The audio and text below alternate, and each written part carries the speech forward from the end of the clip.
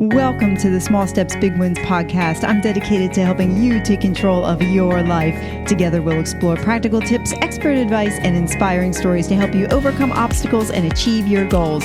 Making small changes is possible and can lead to big results. Are you ready? Let's go do this. Hey friends, welcome to another episode of Wednesday Wisdom. Sue Saller here. My mission is to add value to your life today.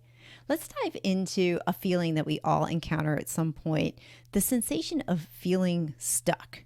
But more specifically, I want to explore the concept of being stuck in the middle. Let's think about the word middle. Middle means in between, right? It means that you're not at the beginning and you're not at the end of something. Does your life right now feel like you're stuck in the middle and you're unable to see the end of whatever it is that you're walking through? Perhaps you can even pinpoint where it all began, whether it was a choice you made, you had regret on that, it was maybe circumstances that were imposed on you. You know, regardless of the starting point, you're here now and you're in the middle. Believe me, I understand how you feel.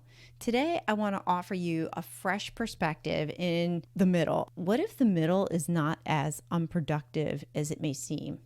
I want you to consider that perhaps the middle is actually part of your journey. Think about your middle right now and then picture climbing a mountain. Okay, in order to get to the top, you have to start at the bottom and then you have to go through the middle in order to reach the peak.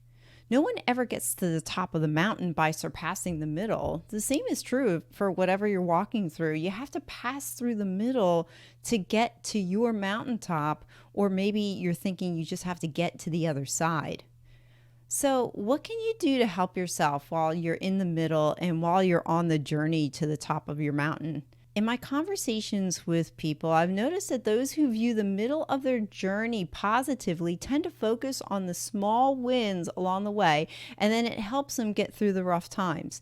Remember, what you focus on expands. So what I would ask you is this: how do you view your middle today? Are you looking at it through a positive lens, or do you see it as a trial and tribulation that you can't overcome?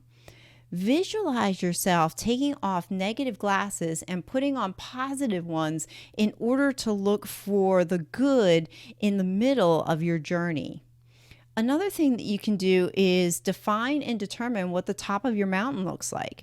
You know, a lot of us feel that we're stuck in the middle because we actually don't know what the top of our mountain looks like. I would encourage you to take some quiet time, go out for a walk, put down the phone or turn off the TV, examine your life and determine where you want to go. And then with conviction, set your eyes on it on the top of your mountain. Come up with some practical small steps that you can do along the way that are going to help you get there. And, you know, remember, they don't have to be big things.